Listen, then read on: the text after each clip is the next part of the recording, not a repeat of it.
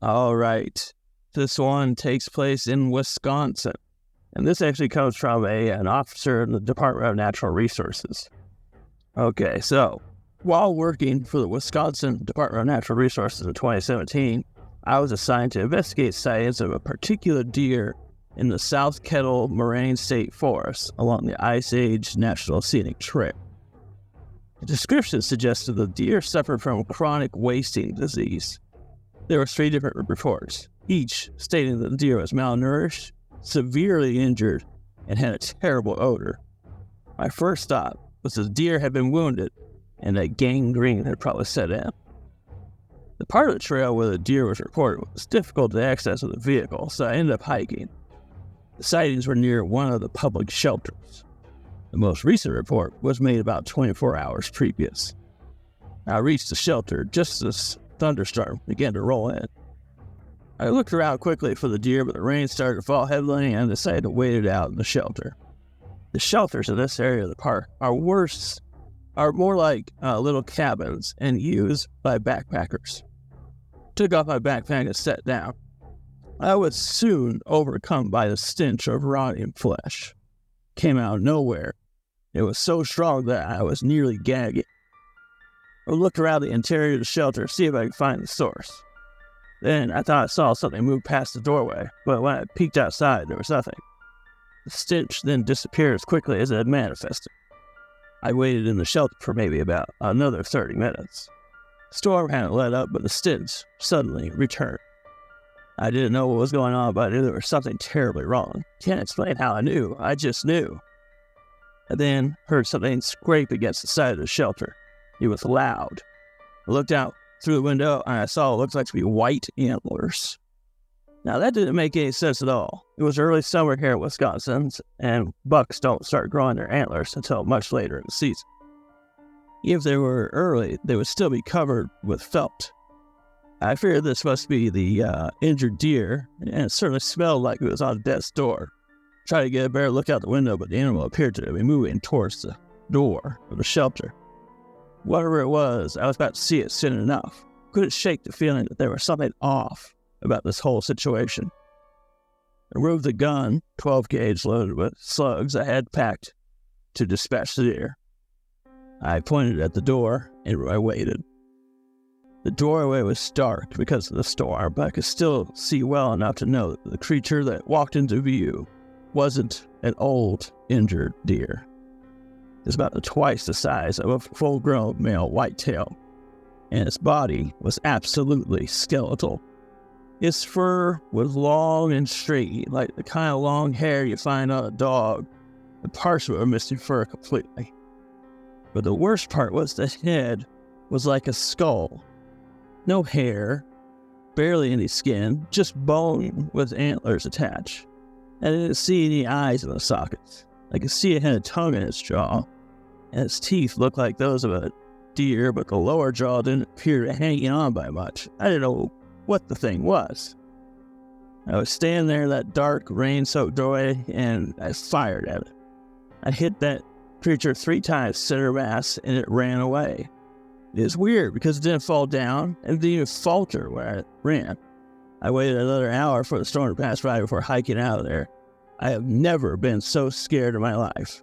If a shotgun couldn't stop it, there was nothing I could do if I ran into it again. I finally reached my truck. I have no idea what to report to my boss. I eventually decided to report that I never saw the deer. I thought if I reported the truth, it would raise red flags about my competence. Not long after that incident, I found another position within the department as a conservation warden. That is a deer that I would not want to mess with. So again, we have this really tall deer, something otherworldly about it, something that immediately being in the surrounding it put them at ill at ease. Yeah, the lights in my studio are going crazy. It's scary. I wasn't even paying attention. I don't know why it doesn't come through. I don't see it enough. I think it's just mine. Maybe it's my end. It reminds me of that video. I played this computer game when I was a kid. I don't remember. It would have been forever ago, where the deer were hunting the people. It was like silly, right? Like they'd try to lure the human there with adult beverages and silly stuff. But this is like real life. Like the deer is hunting the person. whatever this thing is. You know what's weird? It didn't seem to have any malice towards him. Like, it was just observing him, and he reacted because of the weird feeling he got. But he got the feeling it was kind of preying on him a little bit, right? Maybe so. He saw the thing, and then he was like, this shouldn't exist, and he fired at it. Now, this was the first guy to be on foot near it when he saw it, and he reported a stench. I have seen other stories. There are more than these 3 stories about this thing, and some others have mentioned the stench also. So a consistent feeling with all these stories, though, is it's very tall, spindly-looking limbs. Real smelly son bitch. Real smelly son. But also this feeling of otherworldly kind of dread just being around it. A lot of people are picking up on the smell. Somebody even brought up, didn't a deer and odor, isn't that from the stairs story that you guys shared? We did talk about an elk and an odor, right? Yeah, there was an elk and odor. Now that you mention it, they talked about like a giant elk and the smell of rotted meat. Yeah. I bet there's so many stories of this. Like, people are just like, oh, I saw this. Someone's like, I saw that. Describe that visual of the jaw again. How did he word that again? He described the jaw as being just barely hanging on. Yeah. The lower jaw. Someone said skinwalker. That's what it sounds like, right? You know what? A lot of skinwalker stories do sound like that too. So, yeah, that's definitely a possibility. Like I said, all these deer stories, though, they kind of have like this. And that first one doesn't necessarily describe it as a deer. He had like the thin legs up front, and he described it being very tall next to his thing, and it was kind of like looking around, and like a deer kind of does that, you know? Oh, yeah. So, like, in my head, that sounds like a deer. I found that story first, and then I kind of found these other ones, and I was like, wait, this has some similarities to that one, and then, like, all these things are really tall, twice the size of a deer, which would be about 8 feet tall, as that one guy, the first guy described. And, yeah, thin legs and stuff. Does it make you want to go hunting or fishing? I actually always want to go fishing, but I've always had this thing where I would love to go cryptid hunting. Not hunting with a gun, but trying hunting with Bitcoin. What does that mean? No, like currency hunting. What do you say? What'd you say? Cryptid, like looking for like Bigfoot or something like that. Yeah. I don't believe in Bigfoot, but I would love to go Bigfoot hunting. Do you not believe in? Okay, I'm trying to think of how to word this. Do you not believe in Bigfoot, or do you not believe in Bigfoot? Does that make any sense how I'm wording you there? I think I know what you're going for. So, like, it's not that I don't believe people aren't seeing things. I just don't believe it's Harry and the Henderson style Bigfoot. That's actually a pretty good visual. It's possible, right? There's stuff out there we don't know what it is still. There's definitely things out there we don't know. And, like, some of these things might be not necessarily animal kingdom related. They might be some sort of something older, something more primal. So, like, it's not necessarily that it's like an ape, but it might be something else out there. Let me paint a picture for you here. Let's say you're walking your cat one night, or dog. It doesn't really matter.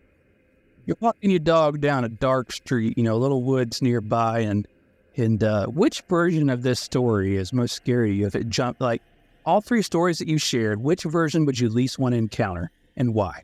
The second story, the one with the, almost, he described it as almost like spider-like legs because they bent in all different directions. And what would you do? What would you and your dog do? Well, all right, so I would run. Because it's not a sidearm if it's not on you, though. Yeah, I don't have a sidearm on me. I don't have a carry permit. You'd run, yeah? Yeah, I would too. It's like a deer, though. It might get you. Yeah, if it's something with long legs, it will definitely catch you, right? Yeah. But I will at least try to get a little bit closer to safety if I can. Someone said they'd be scared of somebody walking their cat. I've seen the cat walking. I've actually seen this, though. You've never seen somebody walking their cat? I've seen it. No. I will say, though, I have this theory about the people who live down the road from me. Skinwalkers. I think they might be aliens because they act like people in the sense that they are pretending to be normal. And, like, it's not like I'm constantly staring at them or whatever. You got a teddy bear, you could do that. But like, I go outside and I like get the mail or something, and they'll be doing things that seem like normal human activities, but slightly wrong. And They're like trying too hard. Like, does it feel like they're trying too hard to do? yeah, it's like almost like they're putting on a show of doing these things. So they've been doing it for like a couple of years now. It's very strange. They waved, they acknowledge you like a. Never once, no. There's like on the grass without the mower on. Like, I mean, you got to elaborate here. Like, I don't know. It's weird to watch people sweep their sidewalk. Like, I don't see people do that very often. They're bored, getting proud of that sidewalk. Or constantly shooting their basketball at the hoop over and over again, but constantly missing, but never stopping doing it. Or moving from that spot. No, the same spot. Okay. Yeah, they keep going back to the exact same spot when they get the ball, they shoot again and miss over and over again. Never seem to actually. So they don't catch it like they're out of the goal and like make it shorter. They go right back to the spot. It's very strange. We need video evidence of this. Well, anyway, they do a few other things like that. And anyway, I don't know. They might be aliens. I think they are. If you're listening out there, feel free to join us live. You're his neighbors and let us know if you're aliens or not. Now we all have to know.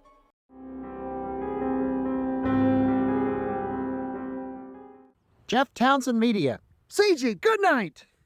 And the question is, do I stay here? Will you be back? Are you gonna come back? Will you be back? Are you coming back?